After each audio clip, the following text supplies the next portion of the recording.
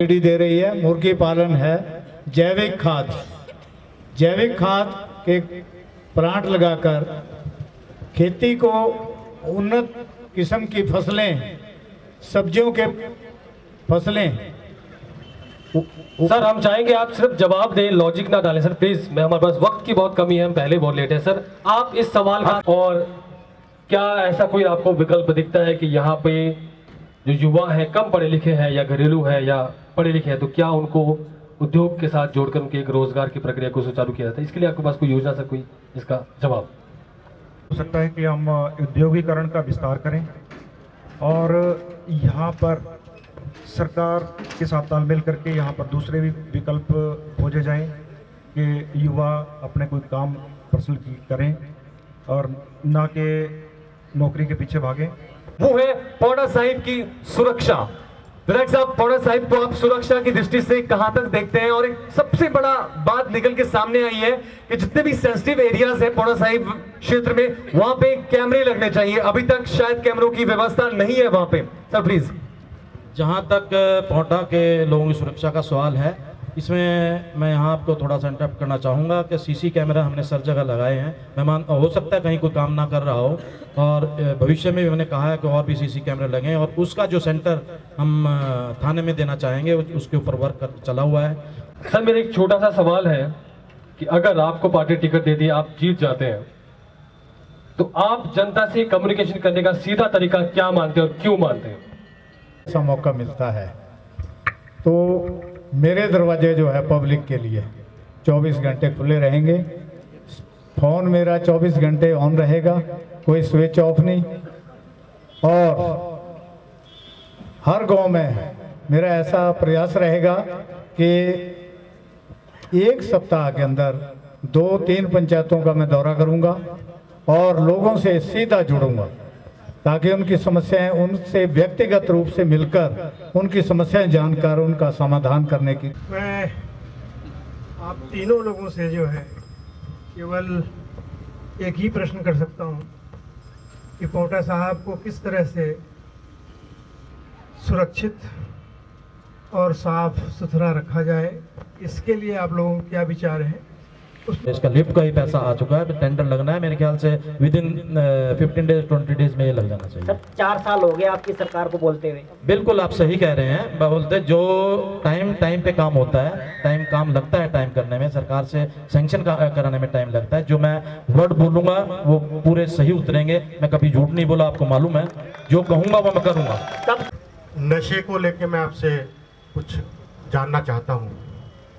बहुत कम लोग हैं जो नशा बेच रहे हैं शहर के अंदर।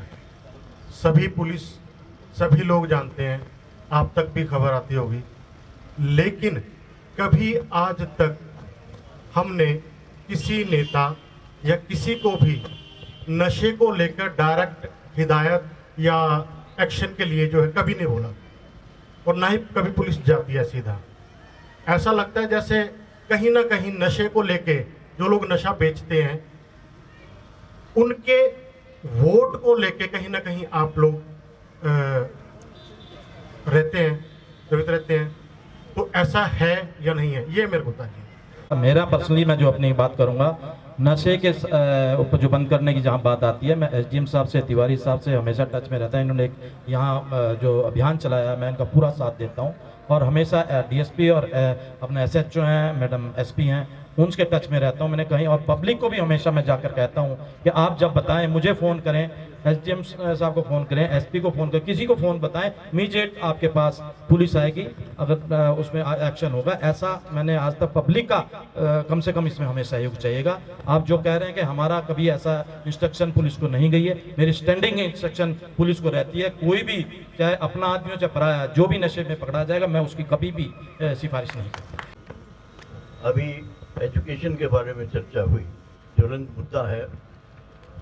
ये क्या कारण है कि जैसा अभी बताया है कि सरकारी स्कूलों से पलायन हो रहा है प्राइवेट की तरफ से? बहुत बड़ा सवाल है सर ये।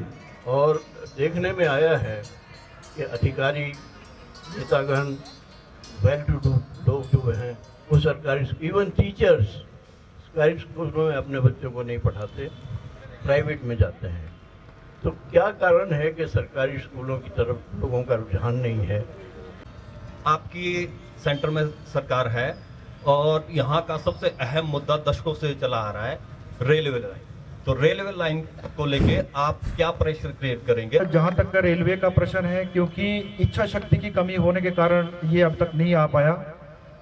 पौंटा साहिब प्लेन जगह है और पौंटा साहिब हिंदुस्तान के ही नहीं बल्कि संसार के मानचित्र पे है, क्योंकि गुरुद्वारा साहब है यहाँ पर।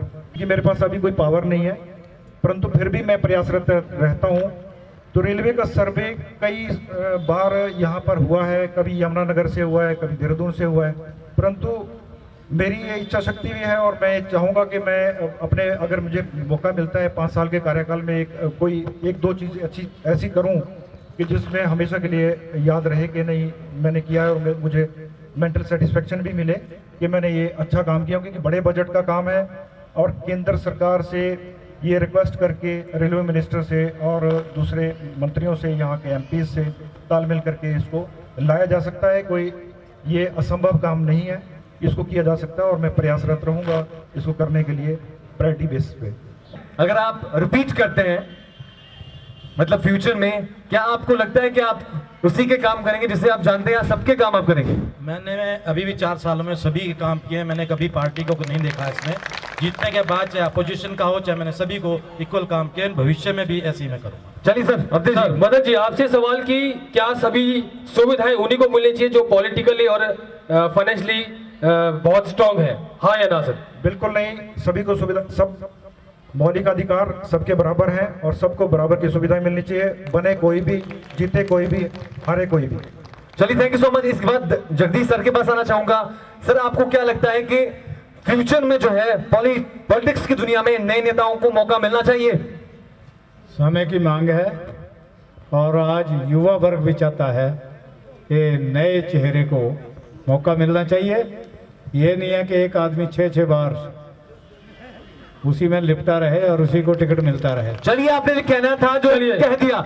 इनके सब तक अपनी आवाज लाइव इंटरेक्शन समाप्त होने को आया है। जनता से आपकी आगामी चुनाव को लेकर क्या अपील रहेगी? मेरी पौंटा की जनता से यही अपील रहेगी, जो उन्होंने मुझे मौका दिया ये 5 साल का, उसके लिए एक तो मैं धन्यवाद करना चाहूँगा। और भविष्य में जो भी आपके काम हैं मुझे आप डायरेक्ट बताएं, उनको मैं पूरा करने की कोशिश करूंगा। और इसी के माध्यम से हमने अपनी एक विकास यात्रा यहाँ निकाली है, जो कि हिमाचल में 68 एमएलए में से पहले मैंने विकास यात्रा शुरू की है।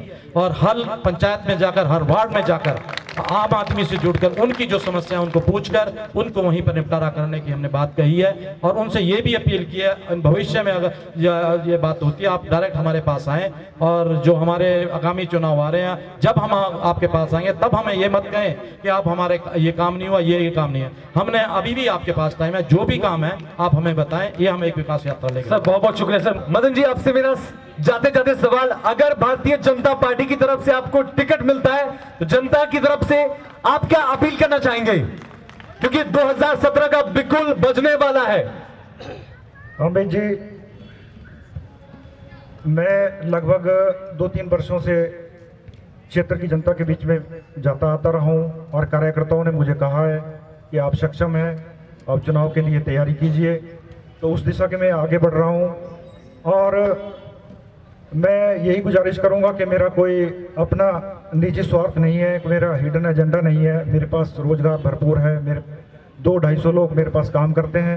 तो मैं चाहूँगा कि अगर मुझे सेवा का मौका मिलता है और मैं अपनी क्षमताओं को दिखाते हुए यहाँ पौंटा में जो विकास की में कमी है या कहीं भी कुछ दूर दराज के क्षेत्रों में ज़रूरत है तो उसको मैं पूरा करने की कोशिश करूँगा, तालमेल बिठा के केंद्र सरकार और भारतीय जनता पार्टी की, हिमाचल की आने वाली सरकार के साथ साथ। धन्यवाद सर, आपको शुभकामनाएं। सर, जगदीश जी, आप जनता से क्या अपील करना चाहेंगे? अगर आपको टिकट मिलती है तो जनता की अपील हम आपसे सुनना चाहेंगे। मैं पौंटा के प्रबुद्ध जनता से ये निवेदन करना चाहूँगा कि अगर मुझे मौका मिलता है, मुझे टिकट मिलता है, तो आप भारी बहुमत से मुझे विजय बनाएं और मैं आपकी सेवा के लिए दिन रात प्रयत्नरत रहूँगा। यही मेरी आपसे अपील है। सर, बहुत बहुत शुक्रिया। सिरमौर विचार मंच पे ये था लाइव इंटरेक्शन इवेंट, सब तक अपनी आवाज। समझिए। और इस इवेंट में हमारे बीच पौड़ा साहिब विधायक चौधरी कन्हैया चंद जी, मदन जी और जगदीश जी, एक बार तीनों बड़े नेताओं के लिए जोरदार तालियां चाहूंगा। आपके चहेते हैं, हम चाहेंगे आपके चहेते एक बार जोरदार तालियों से इनके हौसला अफजाई करें। और सर, सरकार जो भी हो, बस पौड़ा साहिब विकास चाहता है, विकास चाहता है। हमारे पत्रकार बंधुओं ने भी पूछ लिया है, सरकार सर कोई भी आए फ्यूचर में हमें नहीं पता, लेकिन पौड़ा साहिब विकास भी चाहता है और पौड़ा साहिब रेल भी चाहता है। Am I right? पौड़ा साहिब रेल चाहता है कि नहीं? हाथ खड़ा करें, कौन कौन लोग रेल चाहते हैं? सर कौन बद्दी प्रोटिबा नालागढ़ की तरह इसको एक साथ इकट्ठा करना चाहते हैं उद्योग के मामले में? वो हाथ खड़ा करें एक बार जोर से, ऊपर और ऊपर। जी चलिए सर, आपने देख लिया है जनता का व्यूज, तो चाहेंगे कि आप फ्यूचर में जो भी आपकी प्लानिंग हो उससे पौड़ा साहिब तरक्की के क्षेत्र में हमेशा अग्रसर हो।